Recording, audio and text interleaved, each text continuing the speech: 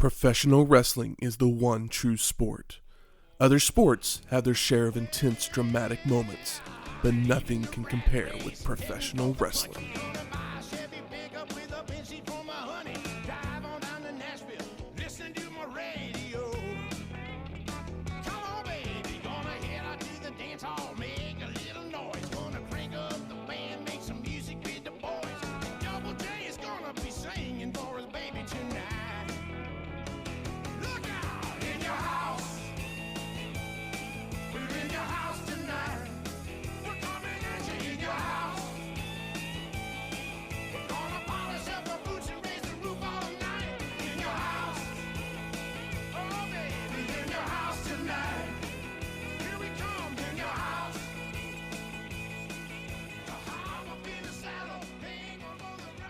Welcome to Wrestling History X, where three friends come together to talk about the stories behind the matches.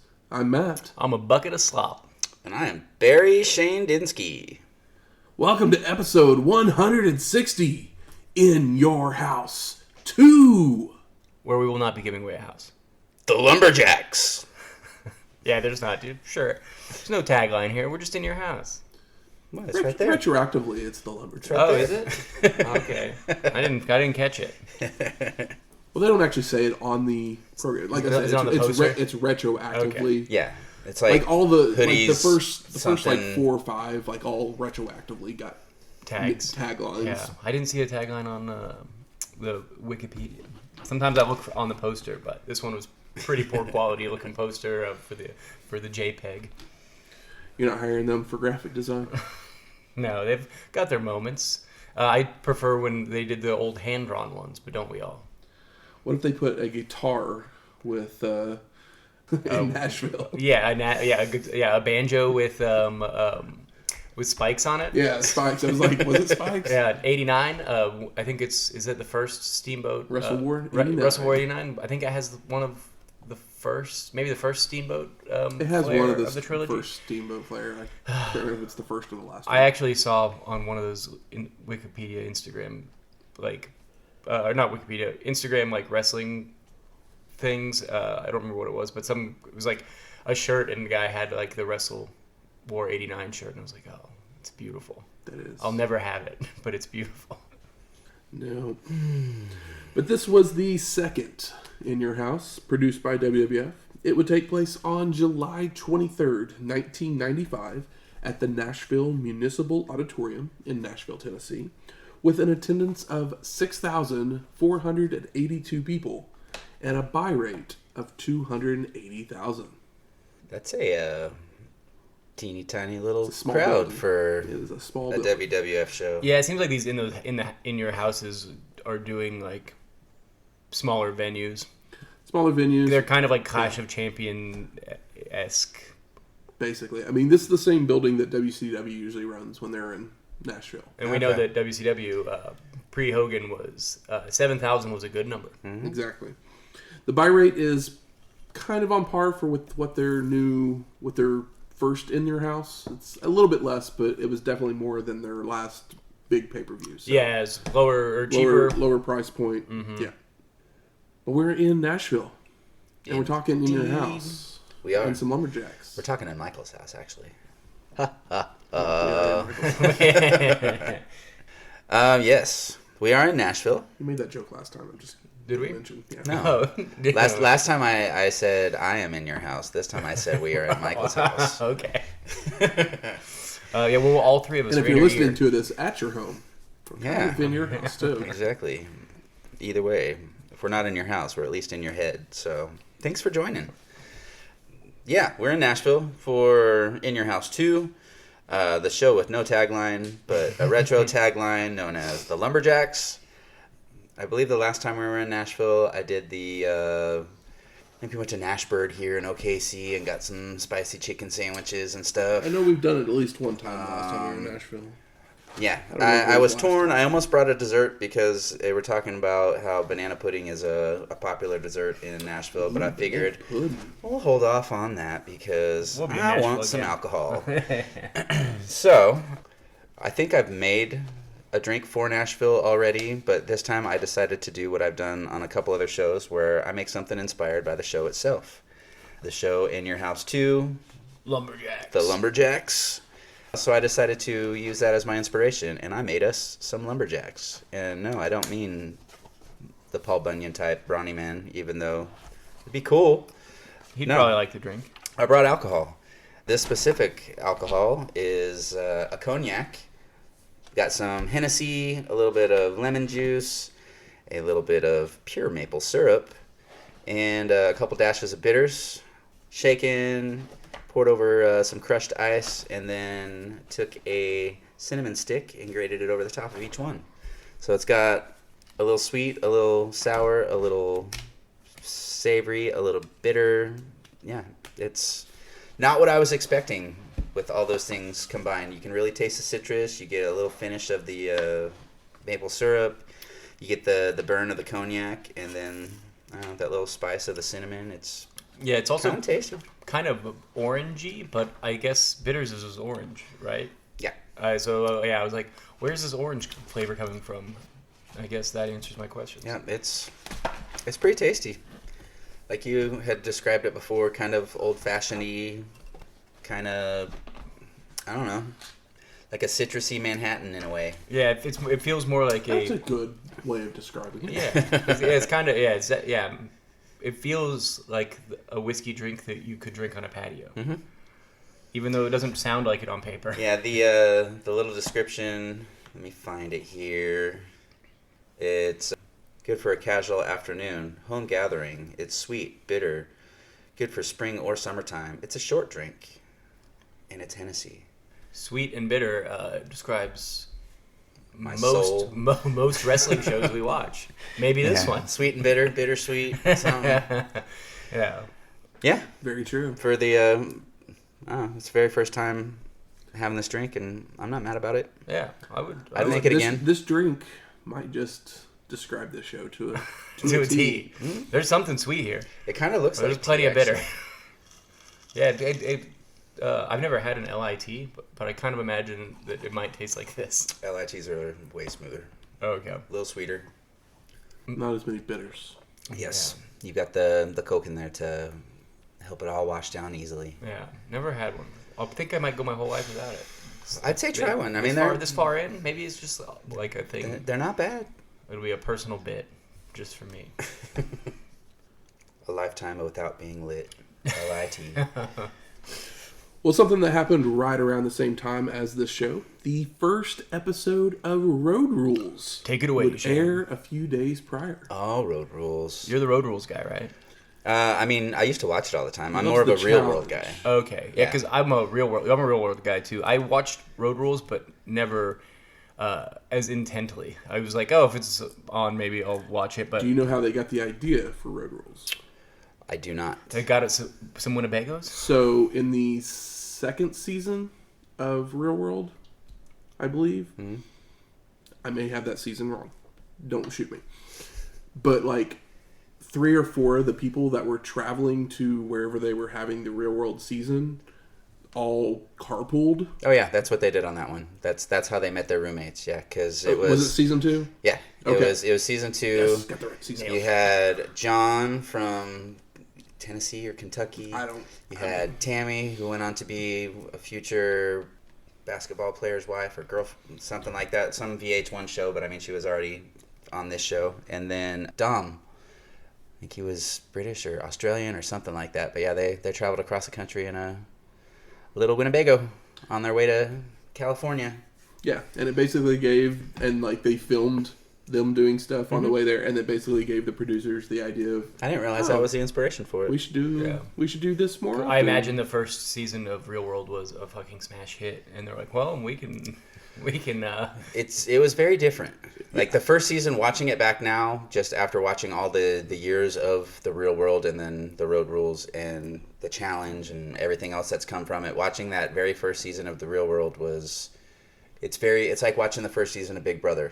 How it's very slow and quiet, and all of a sudden there's some explosive moments. Is not the name of the game it is now. Because I mean, it's basically following people. You got one girl that's a model or a dancer, another one that's working on a rap career. You've got Eric Nies, who was becoming a dancer and model. So is it like before they started making them get jobs together and stuff? Yes. Okay. Yeah, this one, they had their own things, and it was just bringing them all together, literally putting them in an apartment, and it was like, a potpourri of turn on kids the in their camera, 20s. see what happens. Yeah. But it was people who were on the cusp of greatness, Yeah, getting ready they to were break chasing into the a dream, entertainment. Yeah, getting into the entertainment scene, and then watching the reunion show that they've had now, almost 30 years later, or over 30 years later, all of those same people back together, the attitudes, the changes that people have made, how the people you thought were the cool hippie chick all of a sudden become the crazy racist, and yeah, the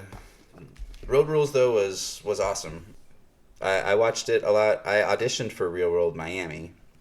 A friend of mine from high school. Well, I was in the grade with her sister Linda, but Tina Barta, I went to high school with her, and she ended up becoming a cast member of Road Rules a couple seasons into it. Remember, Abram got kicked off for hitting somebody, and then she was his replacement. I was like, there's someone famous on the first season of Road Rules, but it's Kit Hoover. She's now the one of the lead co-hosts of Access Live. Okay. And like Mark Long, he's famous.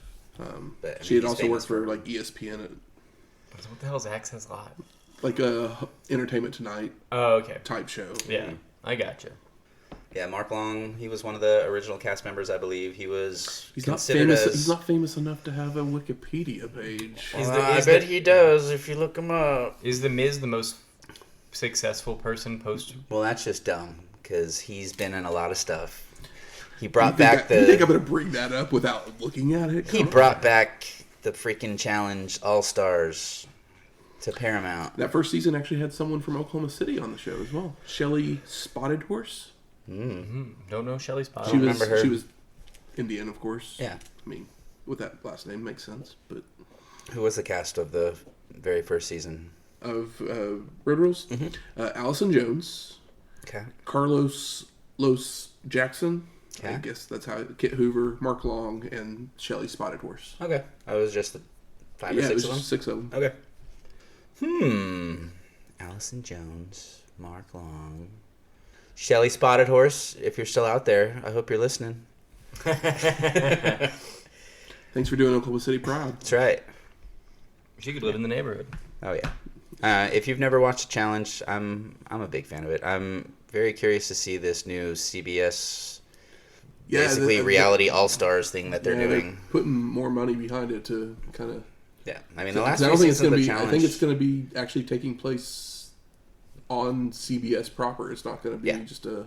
Yeah, it's not going to be on Paramount MTV Plus or Paramount. Yeah, it's going to be CBS worldwide. I'm very excited. These last few seasons of the challenge, because I mean that's basically once Road Rules died down and the real world kind of got either too real or not real enough. They just started putting them more in these little challenge competition things, which then went on to inspire Big Brother and all these other Amazing Race and whatnot. Have you seen it's basically Celebrity Survivor, but they're not calling it Celebrity Survivor on Paramount Plus. It's called Not yet. Beyond the Edge or something like that. But like who we got in this one? each group, I mean, it's like a different group every like 2 or 3 episodes. Oh, okay. Only reason I know about it is because they asked Derek from Big Brother to be on it. Are they still doing the Real World? They just brought it back. Okay. Did they? Okay. On Paramount Plus. I feel like the last Like one they I had watched was probably they like had the reunion 2000. season of season 1, and I think they had a They did reunion a season 2. Yep. But I think they're gonna do more of the actual show. I'm excited. They need to do season 3 because I'd really like to see what happened with Judd and Judd's a comic Pam book writer. and see where Puck is these days. Probably dead. I can tell you who. We know Rachel Campos will be there, or maybe she won't because We know she's someone a who won't be politician's wife. Yeah. Pedro's not. Oh, we know Yeah, Pedro's. Pedro's Amara. R.I.P. That's right. Well, let's get in your house. I mean, I'm already here. Yeah. Let's talk about it. Ba-na-na-na-na-na-na. We get the WWF logo before a country music video full of wrestler highlights and shots of Nashville. I know I saw the Ernest Tubb record shop and I got excited, and then it reminded me that it is closed. It's I think closing at the end of the month for good, which is real sad. Aw. It's a staple of country music. Bummer. I know you'd think Nashville would be able to keep open a record store. People buy records now. Country music's cool. Anyway. Vinyl's a thing, but maybe they're out of vinyl now because of Adele. Yeah, maybe Adele stopped all of the Buck Owens albums from being pressed. That's very true. Vince McMahon then welcomes us to the show, and he has Jerry the King Lawler joining him for commentary. Oh, Lawler and they're in their cool little cowboy crown hat. Their Seaboy gear, the cowboy gear. I love that they actually talk about some Nashville history stuff. They bring up the Opry and things of that nature. And Vince McMahon, I don't know who wrote this joke for him. I guess he's old enough to know, but he makes a joke about Jerry Lawler hat still having a tag on it and calls him Mini Pearl or something of that degree. And I'm like, nobody probably even got this joke in 95, let alone now, but very funny. No, Mini Pearl was still somewhat known in the mid-90s. This generation, I don't think they know who she is anymore. No, definitely not. Yeah, I only know from listening to Cocaine and Rhinestones and getting into country music as an adult. But I didn't know who she was in 95, that's for sure. Yeah. I grew up watching Hee Haw, so... There you go. We then go to our first match. 1, 2, 3 Kid versus the Roadie. And they show us footage of when Road Dogg injured the Kid earlier in the year. And so, we saw the Kid come back at King of the Ring. Nice run in. Nice little run in. Glad to see him back. Yeah, exactly. Match gets going with 1, 2, 3 jumping the Roadie in the aisle before throwing him into the ring. But Road Dogg is immediately up to kick the Kid as he rolls in. They both begin to run the ropes until the Roadie is tripped up on a leapfrog, causing him to fall on his face. 1, 2, 3 delivers several kicks to the corner, followed by a flying head scissors to send Road Dogg to the floor, where he looks to regroup, only for the Kid to leap over the ropes with another kick to the face. I mean, it's a grudge. Back in the ring, 1, 2, 3 keeps up the attack with more kicks and a splash into the corner. He then tries for a second one, only for the Roadie to catch him and deliver a power slam.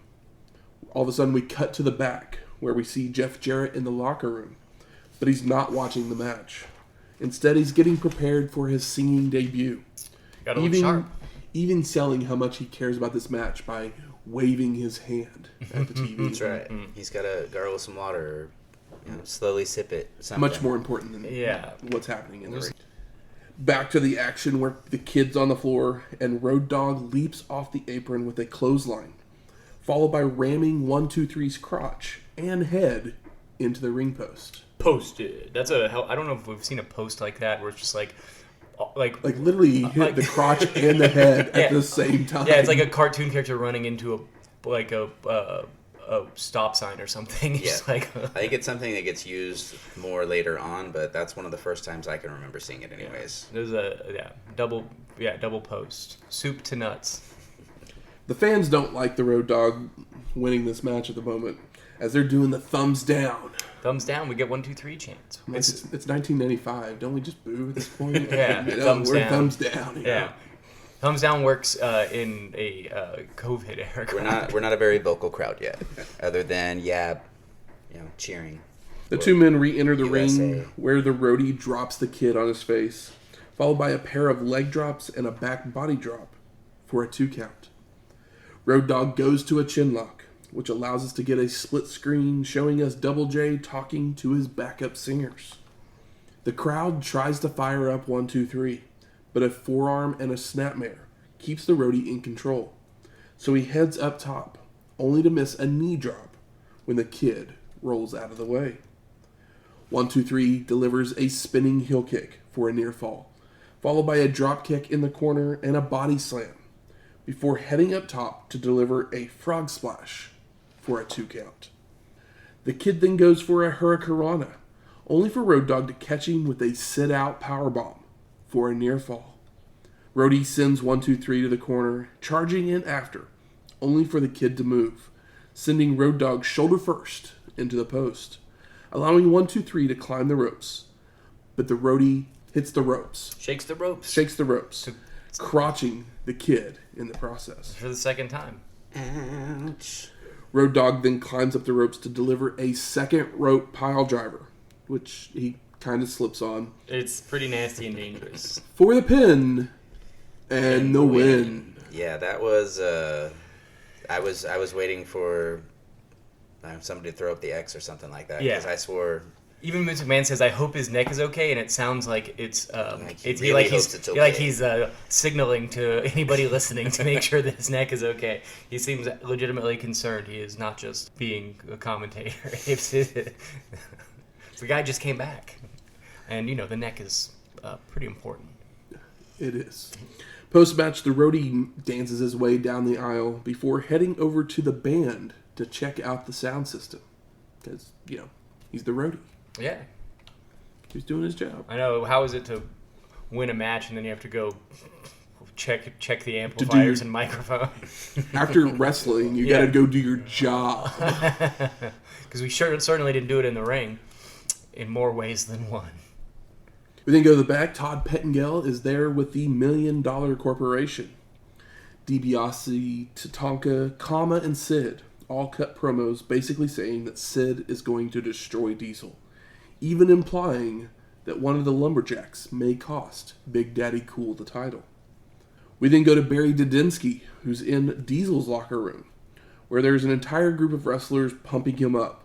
So Barry decides that it's a great time to shill the In Your House event t-shirt. Oh yeah, the Sid versus Diesel match t-shirt. The match t-shirt everybody is clamoring for. Oh yeah, Sid versus Diesel, blow the roof off your house or something like that. Like, cool. Yeah, real marquee match. Yes. Big Daddy Cool and Shawn then come over and they make fun of Barry before he sends it back out to ringside, where it's time for our second match. Men on a Mission of King Mabel and Sir Mo versus Razor Ramon and Savio Vega. Mom's back. Guess who's back? Back again. Mom is back. Call a friend. Warn a friend. Warn a friend. I don't know. Mabel's kind of fun sometimes. I like Mo. They seem like nice guys. I miss Oscar. We get footage from the King of the Ring where Razor's ribs were attacked by the King. And Ramon makes his way out and he still has his ribs all taped up. But once he enters the ring, he rips the tape off to the shock of everyone. Oh my gosh. He's going to be all right, guys. We've seen this before. It's he was faking it the whole time. Mm-hmm. Remember that time Hogan faked it but told everybody in the arena on pay-per-view? This was better played than that, at least. Good times. So Razor starts it off with Mo, using him as a punching bag before hitting a falling away slam and a slap to the face. Vega then tags in and tries for a body press, only for Sir Mo to catch him kindly. So Savio just starts laying it in with right hands and a clothesline. That's not how you win a match, Mo. Catch him, you gotta slam him. That's why Mo's not the king. Mo retaliates with a knee to the gut before tagging in King Mabel. And Mom tries for a whip-aided corner splash, only for Vega to avoid. And charge out with another clothesline on Sir Mo, followed by a savate kick to Mabel. King Mabel then comes back with a side slam and tosses Savio out to the floor, before jawing with Razor in the corner, while Mo gets a few kicks in on Vega. Back in the ring, Mabel with an enziguri. Mom with a double clothesline. Sir Mo continues with a vertical suplex for a 2 count, followed by King Mabel applying the nerve hole. Well, he loosened up the trap with the enziguri. I mean, a Mabel enziguri could put you in the hospital. Could even put Mabel in the hospital for all we know. I'm trying to remember. Does Savio Vega have like some massive traps? Because apparently everybody just wants to grab a hold of them things. I mean, the thing is, Mabel just did the biggest thing he can do. Yeah. He did an enziguri. Pretty wild. It's the thing that won't get him the winded. Savio fights his way free, but then decides to try to slam Mabel, only for the King to just fall on top of him for a near fall. King Mabel hits a back body drop. Mo in for a double team back elbow before knocking Ramon down from the apron. Hey, that's smart. Mabel comes in with a leg drop on Vega, followed by Sir Mo heading up to the top rope. But he misses a moonsault, allowing Savio to crawl to the corner for the Hot tag. Can you believe the Mo salt? The most. I popped for the Mo salt. Razor flattens Sir Mo with several right hands, a second rope back suplex, and begins to set up for the Razor's Edge. But King Mabel distracts Ramon, so Mo is able to fight his way out, knocking Razor down. Mabel then climbs to the top rope, but Ramon meets him there to press slam him off the mat for a near fall. Razor goes to run the ropes, but Sir Mo kicks him from the apron, which allows King Mabel to deliver a DDT and attempt to splash, only for Ramon to move out of the way. Razor then drapes an arm across Mabel for the cover, but Mo makes the save, bringing Savio in to clothesline Sir Mo, sending them both out to the floor. A real 360. King Mabel then reverses a whip, charging in with an avalanche splash before hitting a belly-to-belly suplex for the pin and the win. Most surprising? No, I'm kidding. No, honestly, Mo salt. Mo salt got me. But I guess if he's got the crown, he's got to get some wins. Might as well be in a tag match. Oh, yeah. I mean, he's got to be able to beat those big names. I mean, he already beat Taker during the King of the Ring, and now he's beating Razor. Yeah, I know. It's crazy that he pinned Razor instead of Savio. That would never happen today. R.I.P. Todd Pettengill is then on the stage with the band, acting a fool. That's basically all you can really say about that segment. Yeah, he's kind of being like, yeah, play me some of your guitar. Yeah. I mean, you can tell he was a former radio DJ. Yeah.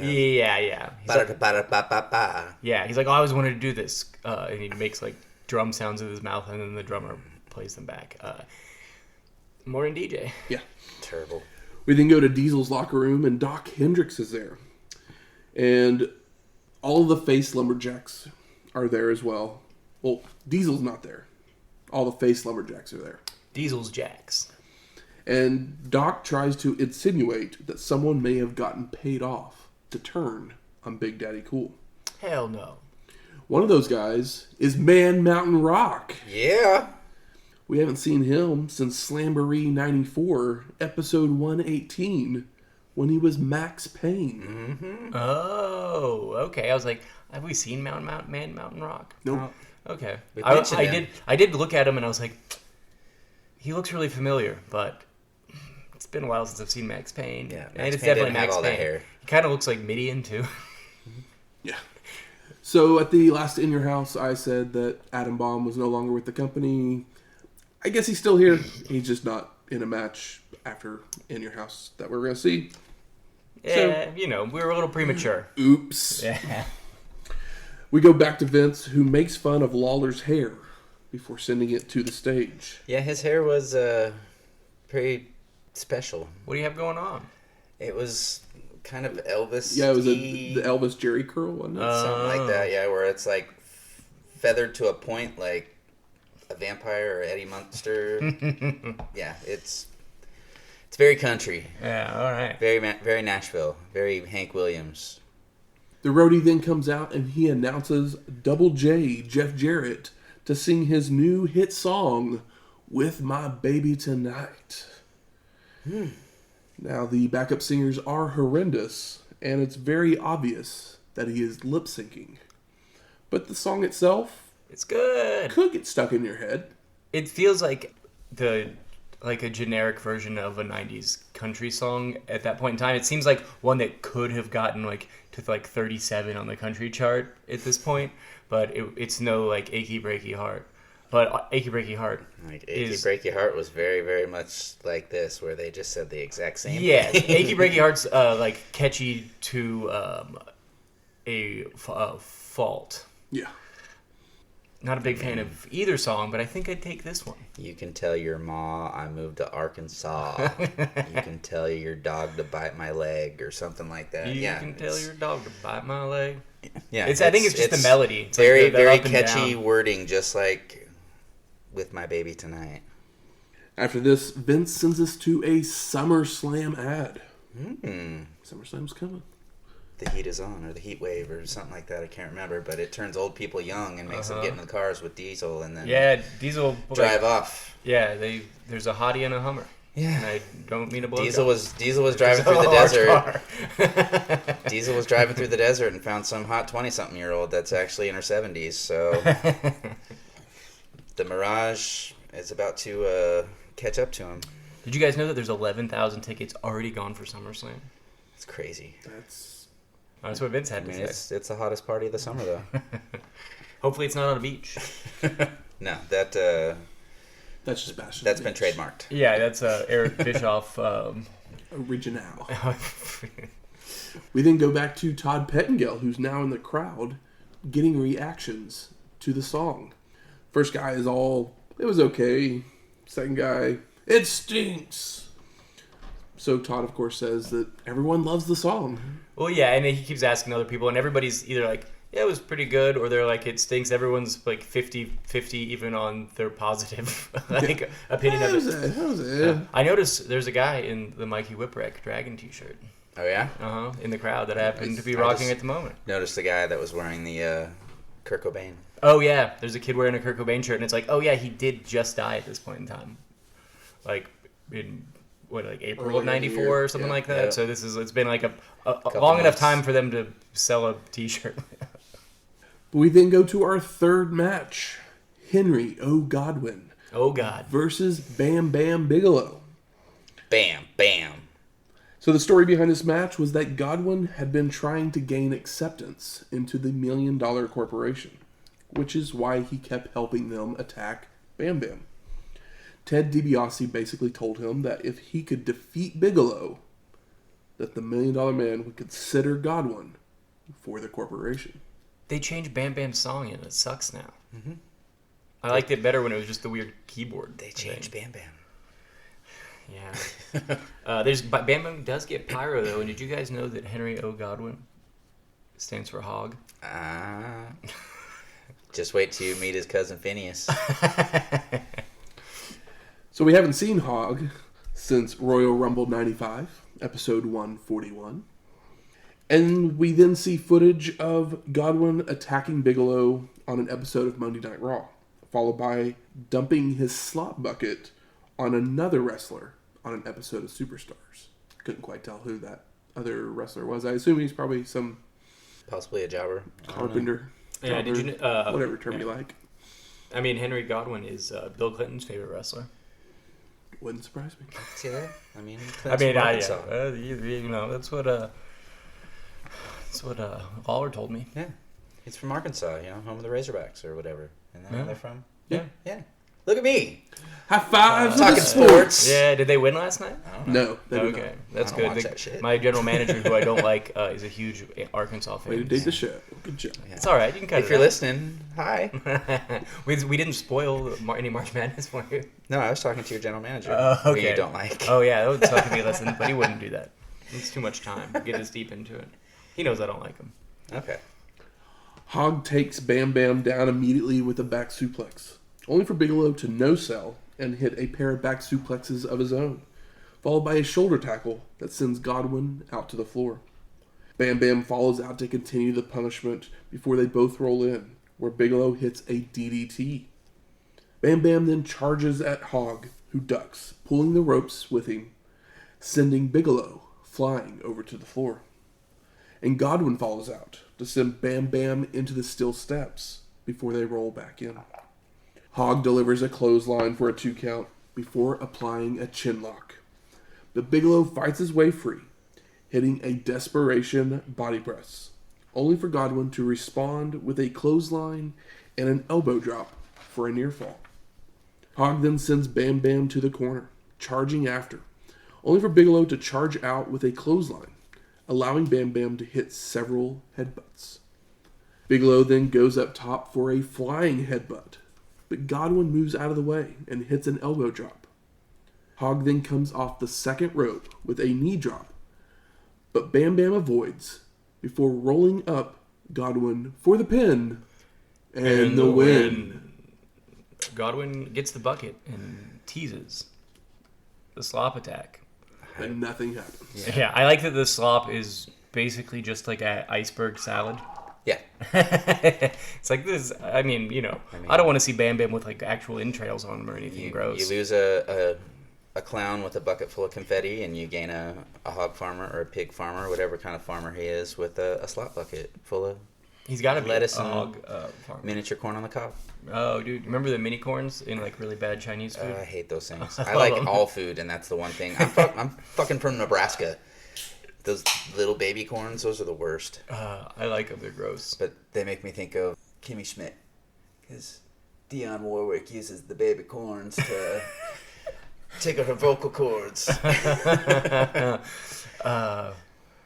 It reminds me of a story of a friend who was at a hibachi or whatever, and the hibachi guy was like picking on him and like kept like offering him baby corn, and he's kind of pretty sensitive, but he kept like being like, no baby corn or whatever. And the guy's like, baby corn, and just kept teasing him the whole time with baby corn, and effectively probably ruined his night, because he's the kind of guy that would ruin his night instead of having fun with the joke. I always felt bad. Manuel, one of my cooks, he also works at Goro, and he brought me one of their specials one day because for some reason the staff has been really big into bringing me all kinds of stuff from wherever else they work. Hey, at least they like you. Oh, yeah. It's good. But yeah, he brought me one, and I felt so bad because, like I said, I like everything, and I opened it up, and it was a baby corn ramen. Like, that's all it was the broth was made from, baby corn, and then it had the stewed baby corns that were in it, and like, That sounds fun. I'll eat some noodles. And this was shortly after I had done the spicy ramen eating contest too, so it was like a big thing of noodles that I didn't even want to look at, but I had to politely Thank you, Manuel. Yeah. I'll eat it later. Yeah. It's good, but I'm full right now. Aren't baby corns like pickled?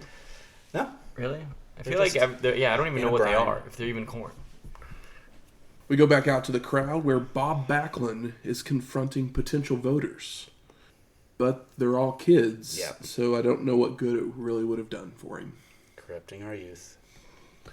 We then go to the back, and Todd Pettengill is with Shawn Michaels.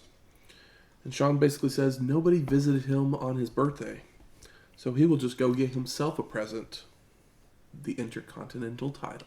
Potentially for the third time. Happy birthday, Shawn.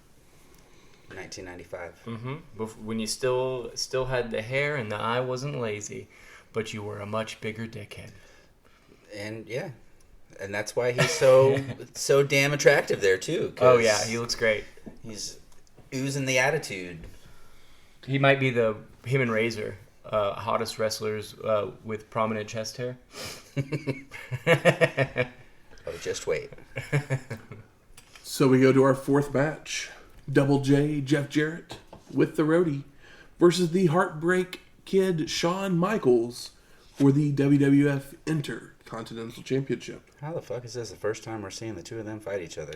I know, but I couldn't be more excited. Right? I was like, oh, well, Jeff Jarrett has been a pretty, very reliable and kind of a highlight of some of these last shows. And we all know what Shawn can do. I mean, we saw what Jarrett and Razor could do. We saw what Shawn and Razor can do. So there's no way in hell that Shawn and Jarrett is going to suck. So the Roadie comes out first, saying Jarrett is still feeling the effects of his musical performance, so he's not 100%. But then Double J comes out, which means the champion came out first. Foreshadowing. He's got the red and white and the flashing lights. He's all done up. They say he's done up like Porter Wagner. The more of those country references. Yeah. After Jarrett gives the ref the title belt, HBK steals it away from the ref so he can check out his reflection, which was kind of a callback to original HBK. That's right. You just need old Sherry bopping along behind him.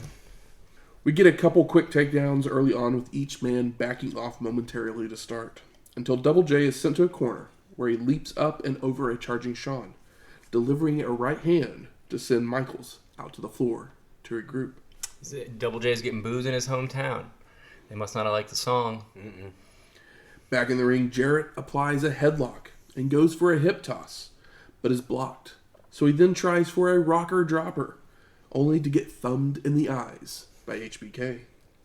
Shawn then tries for his own rocker dropper, but he slips, allowing Double J to attempt a clothesline, which Michaels ducks and delivers right hands, a hip toss, and a clothesline to send Jarrett out to the floor.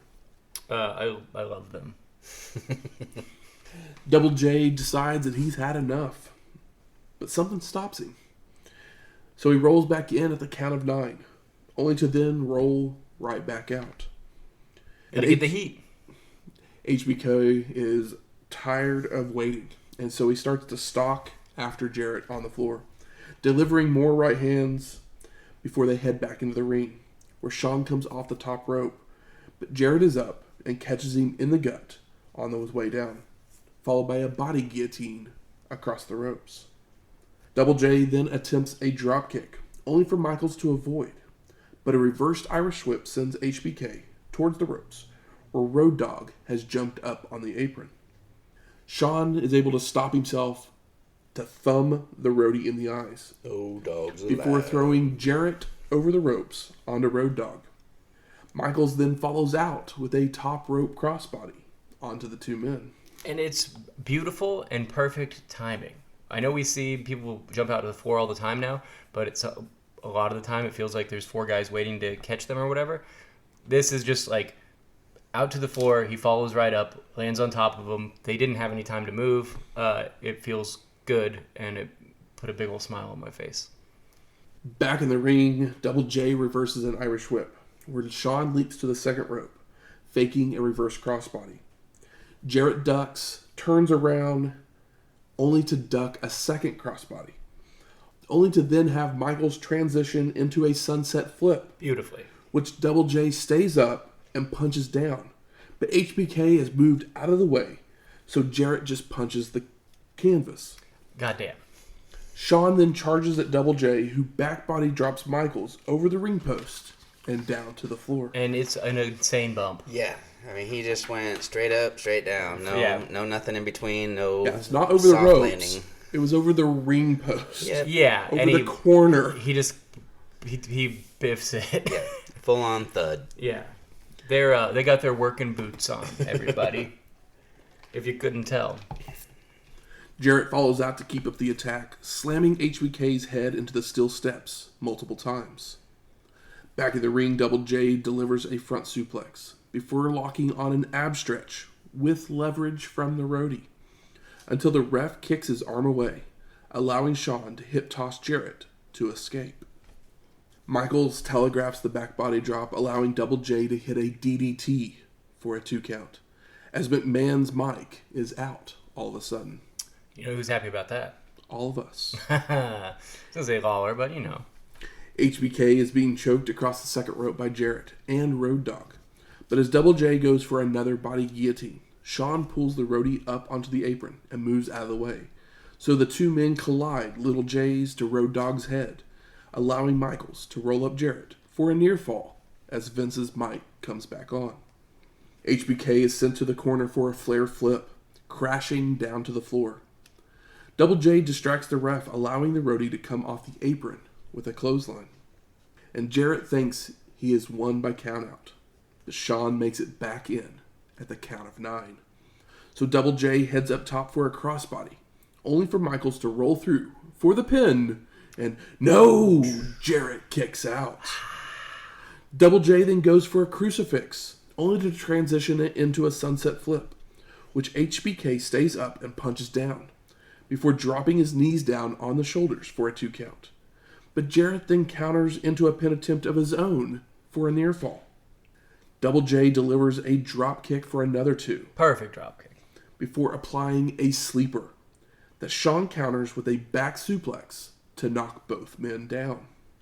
Michaels then crawls over and drapes an arm over Jarrett for a 2 count, before starting to fire up with right hands, a leaping clothesline, and a kip up to let the crowd know he still has the energy.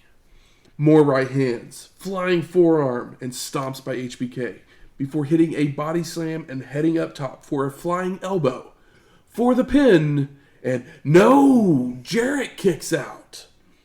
Double J is then tossed to a corner where Shawn charges in, but Jarrett leaps up, only for Michaels to slide out to the floor instead, grabbing Double J from behind, tripping him up and crotching him on the ring post. Posted.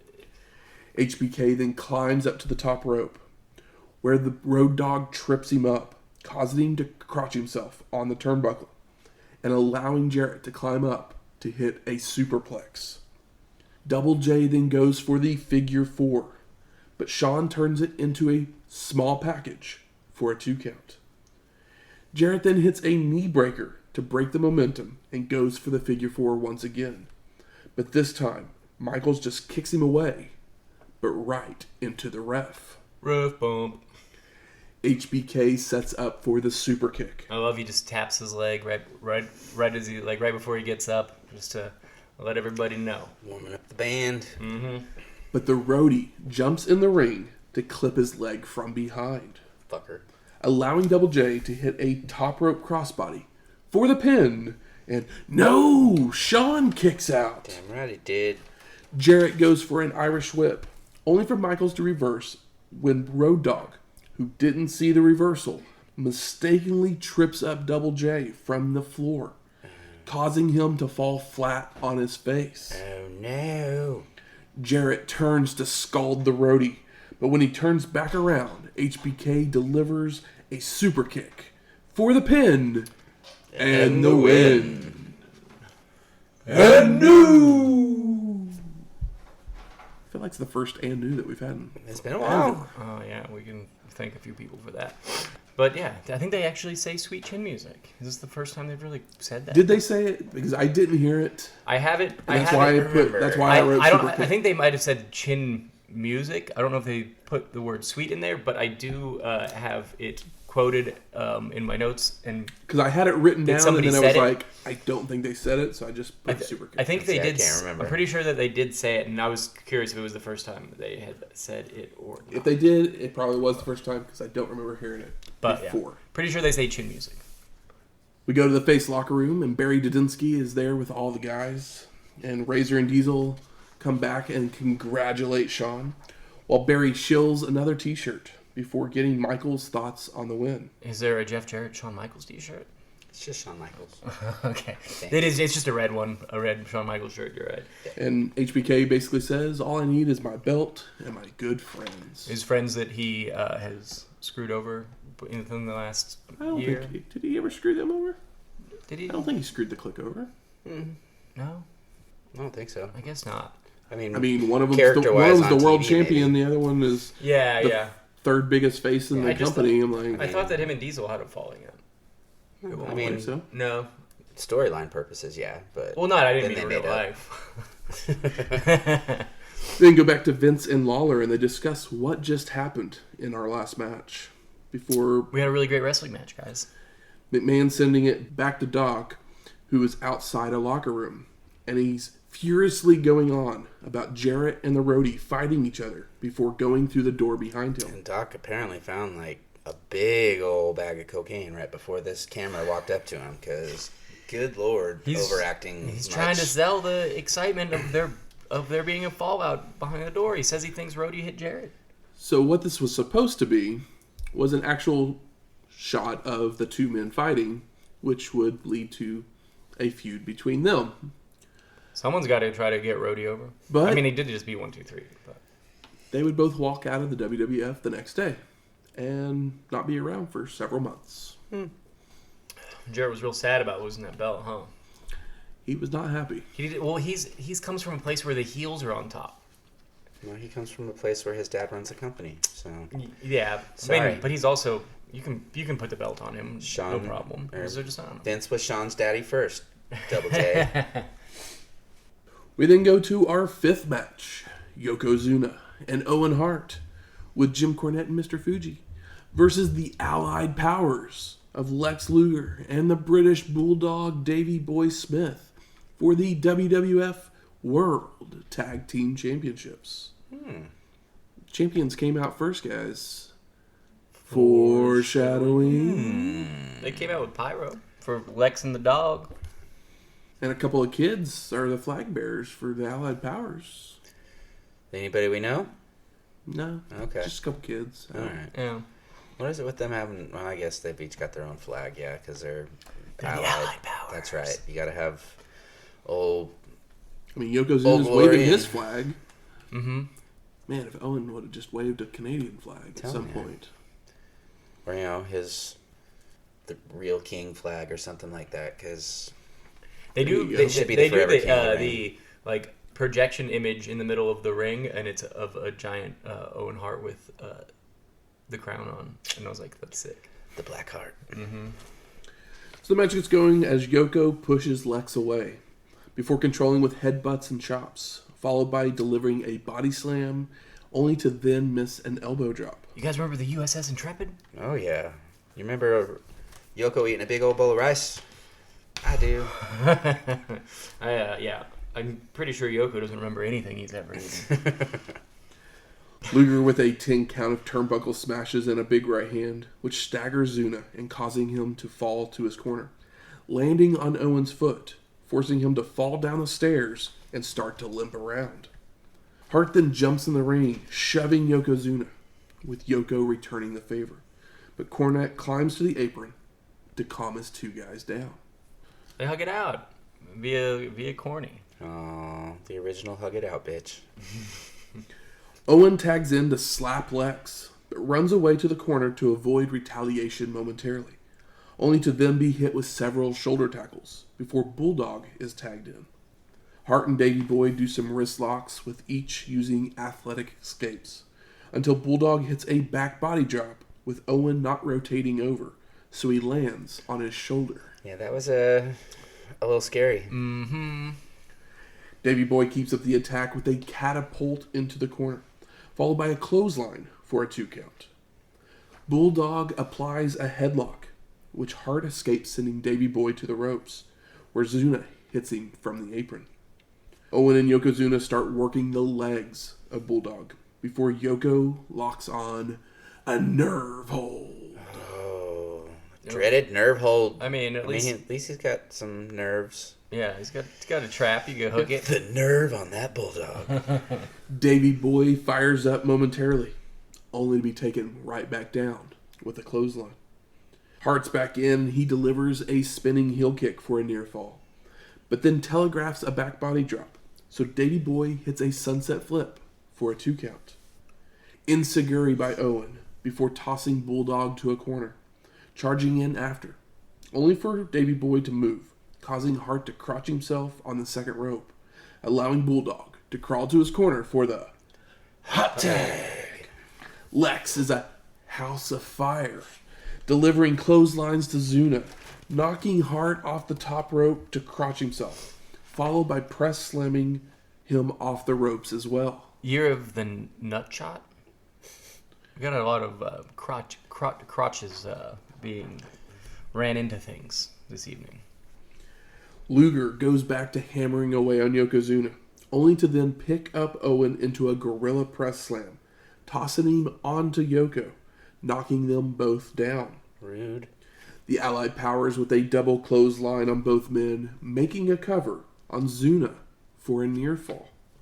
All 4 men are in the ring. They're brawling away until Yokozuna breaks free to attempt a splash in the corner on Davey Boy, but he moves in time, sending Yoko head first into the turnbuckle. The Allied powers then hit a double team back suplex, with Luger making a cover, only for Hart coming off the top rope with a double axe handle to break it up, allowing Zuna to get up to hit a leg drop for the pin and the win.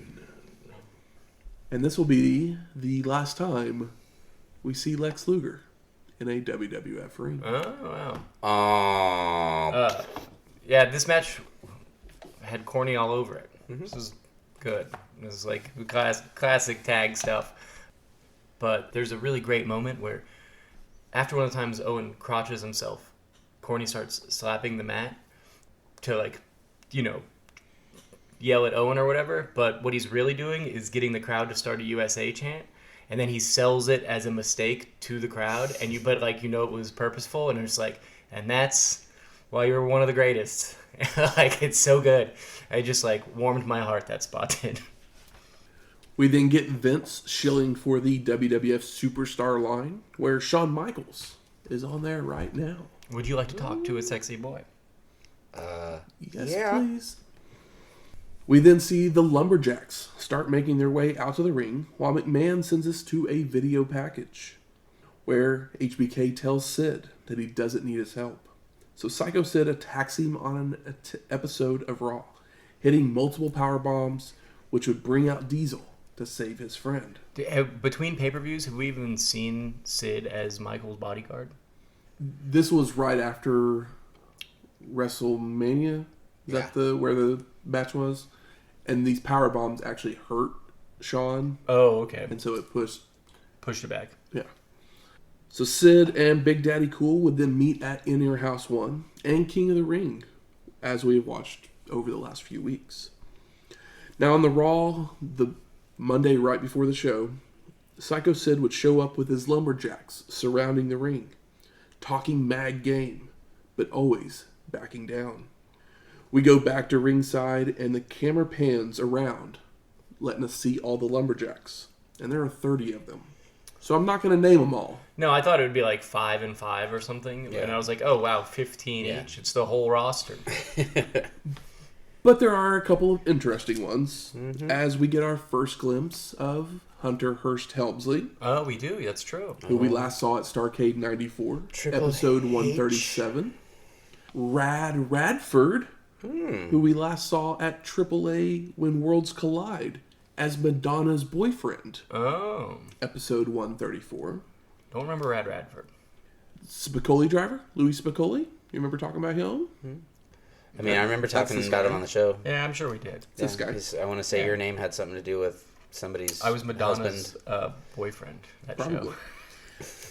Skip is here, who we last saw at the NWA Smoky Mountain Wrestling World Heavyweight Championship Tournament, winning the NWA title as Chris Candido, episode 135. Uh-oh. That means Sonny's somewhere to be found. Skip. Yep. Skip of the Body Donnas. Yep. Just wait. Jean-Pierre Lafitte, who we last saw at WrestleMania 10 as Pierre-Carl Ouellet, a Quebecer, episode 113. Ah, the Beckys. Or better known now as PCO. That's his name now, yeah. PCO. Oh, wow.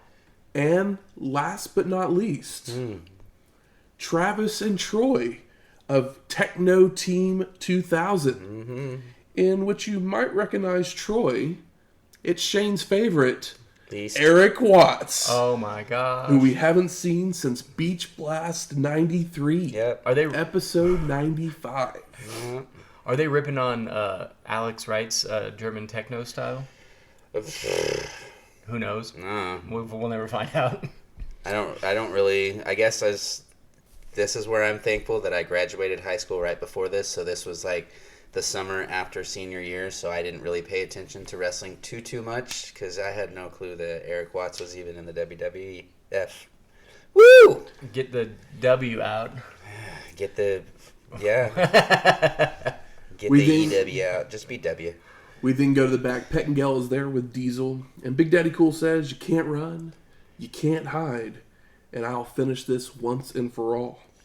Welcome to the asylum, Sid. We also see the Creatures of the Night sitting in the crowd, which I was like, Undertaker's not on the show, so why are they here? He's in a dark match at the end. That's true. Yeah. But otherwise than that, I was like, oh, is Taker going to be on here? But this is... He's a lumberjack. No, he's... No, definitely not. So we go to our sixth match.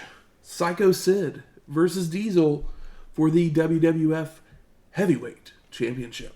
And Diesel does come out with Shawn Michaels, but he just falls into the Lumberjacks. Correct.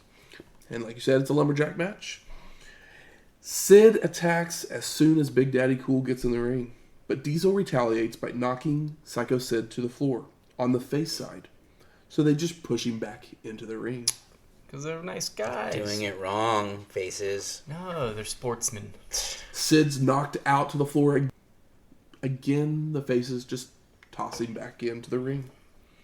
Big Daddy Cool with a body slam of Psycho Sid. And this time he escapes out to the heel side, who let him regroup. But once he's back in the ring, Diesel charges at Sid, only to be yanked through the ropes, where the heels begin attacking him. So HBK flies off the top rope with a crossbody that leads to a wild brawl, all while Psycho Sid just stands in the ring. That's my dude. That's he's really good at standing and hurting people and looking menacing. Yeah. He's a real good stander. He is, because, when he tries to do other stuff... It looks like he's standing. Well, no, it doesn't have the best results. So look quite as good. We'll see some of that stuff here in a few years, or over the few years.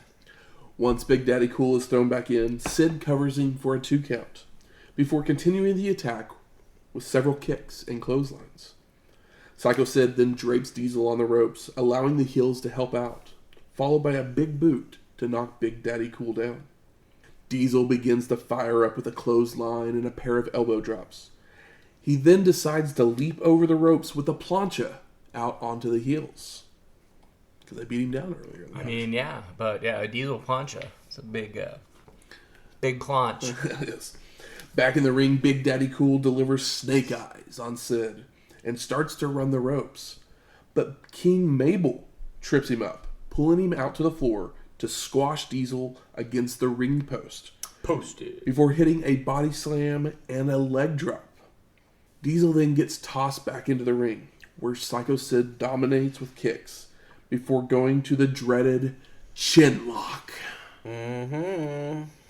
The crowd starts cheering on Big Daddy Cool, so Sid releases the hold to deliver a powerbomb, but decides to celebrate with his Lumberjacks, so he only gets a 2 count once he does make the cover.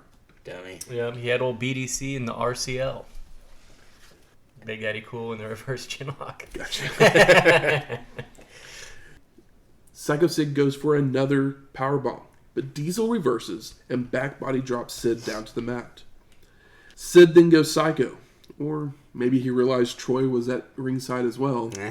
So he jumps out, attacking him, coming off the apron with a double axe handle. I always liked you, Sid. But all the faces retaliate, even Michaels coming off the top rope with a double axe handle of his own. Sycho Sid is finally thrown back in, where Big Daddy Cool sets up for the powerbomb, only for IRS, Godwinn, and Tatanka to run in. Diesel destroys them all before delivering a big boot to Sid for the pin and the win. Post-match, all the faces jump in the ring to celebrate with Big Daddy Cool, while the heels console Sycho Sid on the outside. Diesel sees Mabel and he looks to go after him, but the King just backs away. McMahon says his goodbyes as we see a highlight package before fading to black. Boot, no leg drop. Big boot, no leg drop for the pin. Halfway to Hogan. Is he halfway to Hogan? Is that some shade to Hogan? Be like, we don't even need the leg drop. Oh, possibly. I just thought it was funny. No, I think he did his... I want to say he did the big boot. He usually did the big boot and the powerbomb. Yeah. The jackknife powerbomb. Yeah. I have one more note, which will make Shane very happy. Probably, hopefully. We won't see Eric Watts again. Woohoo! For about 8 years. And neither of us noticed him even for 8 years. He actually comes back. Not in WWF. No. 8 years, WCW is over. Yep. Impact. Mm-hmm. He might be making one. He won't be in ROH. You have to be able to work there. Correct. Can't just get hired because of who your dad is. So, gentlemen, I ask you, what are your thoughts of In Your House 2? It was only 2 hours. There was one great match. The last match was the worst match. It was not the worst thing I ever saw. No, it had some fun. That's all I can do with that song for licensing reasons. I may be crazy, but I like this show. Uh-huh. We have a hidden gem of a match, and everything else moved. No, nothing is awful, and the last match is the kind of the quickest match. The Lumberjacks keep that match entertaining. Mm-hmm. Absolutely, like they have to, because the two guys. I mean, we've seen those two guys, and we know they can't deliver a match. Nope. So we know the Lumberjacks have to keep it going.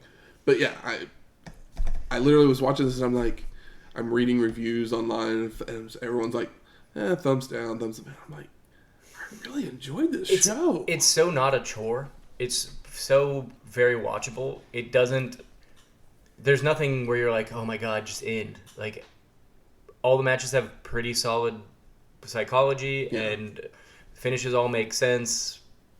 We have one incredible match, and like, there's some shows where it's like, oh, there was like this incredible match, but oh my god, getting there was rough. And this is not that way. Typically, when you say it's not a hard watch, you guys don't like. Yeah, you guys don't like it. But this time, Matt's like, it's not a hard watch. This time it's it helps when it's in your house where we got a full hour off basically. Yeah. So it's like a 2-hour show instead of an almost 3-hour show. Yeah. And in the year of 95, a 2-hour show is much appreciated because it got a little. We don't have the power to put out a 3-hour show. You know what I mean?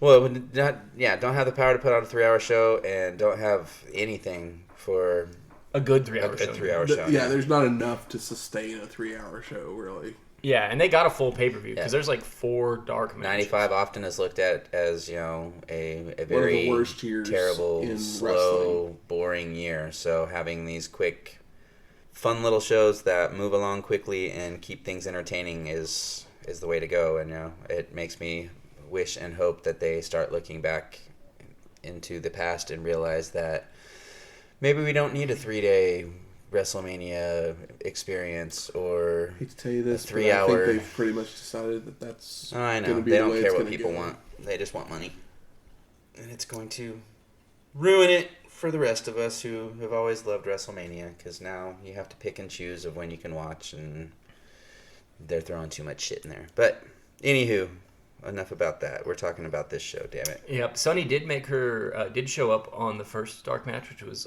Skip. Chris Candido versus Aldo Montoya, in which he defeated him in 4 minutes. And then at the end, post Sycho Sid and Diesel, Bret Hart defeated Jean-Pierre Lafayette in 13 minutes. That was probably pretty nice. And then The Undertaker ran it back with Kamala. No, he beat Kama, sorry. Okay. In a casket match. I was like, Kamala, no. Yeah. He was just on WCW. That makes no sense. So, but they did Kama, not Papa Shango. So, they got a fun show.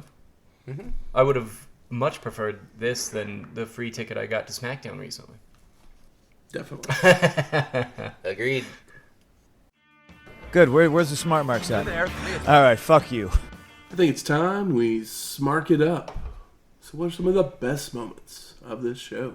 Mo Salt. Oh. Definitely the Mo Salt. I love the Mo Salt. The corny Matt Pat and then playing it off like he wasn't doing it on purpose was so sweet. 1, 2, 3's head and going into the ring post at the same time. Yeah. 1, 2, 3 not dying on that. Dropped on his head. Shawn Michaels not dying on that. Yeah. I thought he'd drop over the ring post. He felt that one. His whole brain fucking probably spun around. Let me read this line again just because. Sid then goes psycho, or maybe he just realized he was at ringside too. He being Troy, attacking Troy, coming out the apron with a double axe handle. That's one of my best moments. Wait, Troy, Eric Watts. Oh, Troy is Eric Watts. Okay. Like, honestly, the Be My Baby. I'm no, okay with it because that's so fun. Yeah. Yeah, that is really fun. And I like that it still gets brought up sometimes, still to this day. Yeah, well, maybe not recently because Roadie got let go again, but I liked that Hendrix, while he's in the face locker room, basically just starts insinuating that the face Lumberjacks took a bribe from the corporation. Yeah, it never really plays out in the match, but you have to. But at least put something story-wise line there for the people around the ring, I mean, the last time they did that, Tatanka turned. Yeah, exactly. Yeah. It's like you gotta, like... Who's it gonna be? Is it gonna be Adam Bomb? Is it gonna be Bam Bam going back home? Are the guns gonna go out shooting? Aldo Montoya gonna turn his back on Big Daddy Cool? It's also nice when you tease something and then it doesn't happen because then it keeps you on your toes as opposed to being like, oh well, they teased it, so it's gonna happen. Yeah. It's like you gotta, that's part of the thing, man. How about most disappointing? Eric Watts back in my TV. But it's the last time. I don't care. Once is for enough. quite some time. Yeah. Once is too much. The Roadie slipping on the pile driver. Yeah. Which made it super scary. Yeah, that was pretty scary. Honestly, I want more for Bam Bam. That match would have been fine if Bam Bam would have hit his finisher and not just a roll-up for the win. Yeah, Bam Bam shouldn't be rolling anybody up. Not especially fucking whole hog. Like, that guy needs to take a finish. This isn't like... He doesn't need an out. I mean, I actually was kind of surprised that they had Bam Bam go over because Godwinn was the new thing, basically. So it kind of felt like maybe they should be building Godwinn more. Just you wait. I mean, I know that he's got some stuff coming. He has stuff coming. I know, but Bam Bam's been around. That just makes me wonder then. But Bam Bam gonna be on his way out soon. So literally, Bam Bam has gone from a main event to a middle of the card feud with and it's a glorified squash match with a horrible ending. I mean, yeah, it's like the only thing that stops it from being an actual squash match is that it's a roll up instead of an actual finish. So it's like, oh well, Godwinn. It's like it doesn't totally spit on him or anything, but it doesn't necessarily make him look good.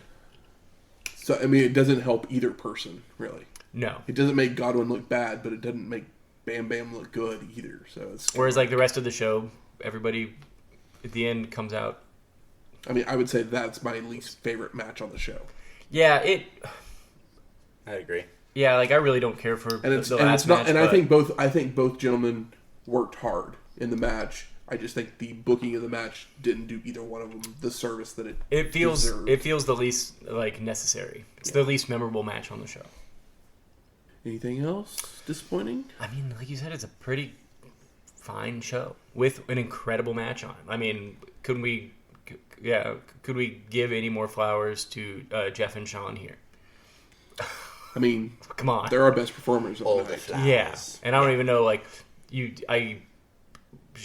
Shawn gets to shine again later in the show, and Jeff Jarrett got to fucking sing a country song. So as far as I'm concerned, they're pretty tied.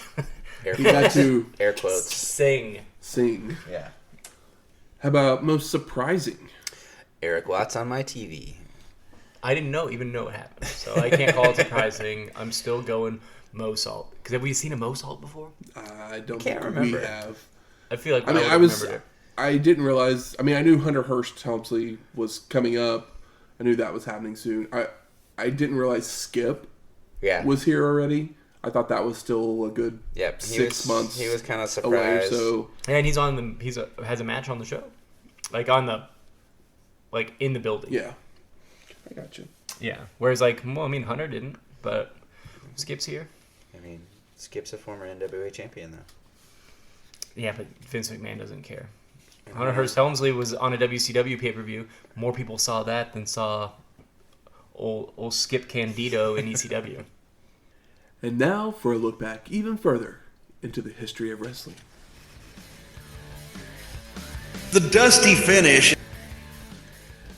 Sergeant Slaughter had used his heinous ways to continue to be the WWF Heavyweight Champion since the Royal Rumble.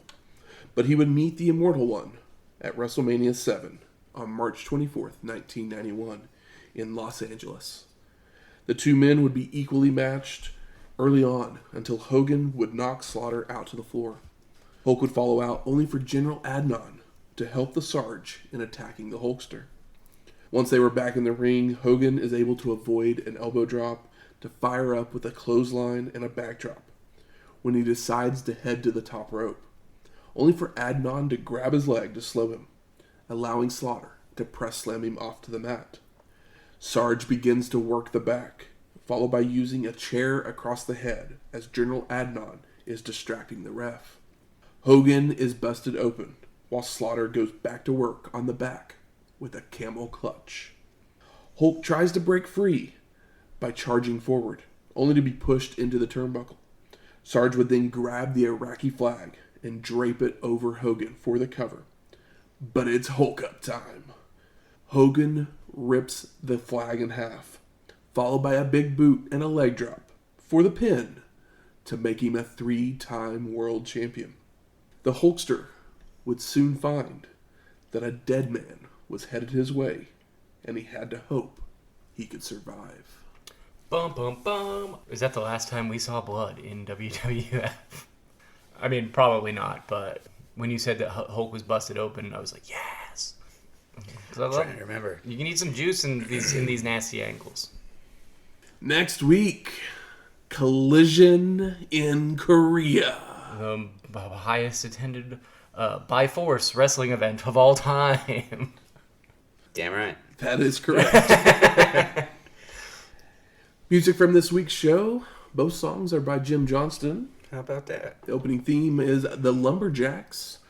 And Diesel won our main event, so we play his theme song, Diesel Blues. Honk, honk. If you like this episode or any of our others, please go out there and rate and review us on iTunes, Stitcher, Google Play, or wherever you find your podcast at. Do as Michael says. 5 stars or no stars. That's right. And if you have any questions, comments, concerns, recipes, food ideas, drink suggestions. If you've ever been to, where are we going next? Nothing from Korea. We're Korea. never going back. All right.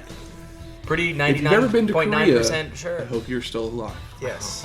I mean, where this is in North Korea specifically. Yeah. Just, yeah. It's a little bit of a difference. But yeah, I mean, as South always, Korea's beautiful. if you know anything that North Philadelphia Koreans, too. people like to eat, or food or beverage that has not been featured from the Philly area already, let me know. Slide into those DMs. Just with recipes, not anything else, guys. But you can do that on our Whatever. email Beggars Who can't knows? be Maybe choosers. they're cute. Exactly. at WrestlingHistoryX@gmail.com, or find us on Twitter at WrestlingHistoX. That's Wrestling HISTO. X. We'll talk to you next week. Laters.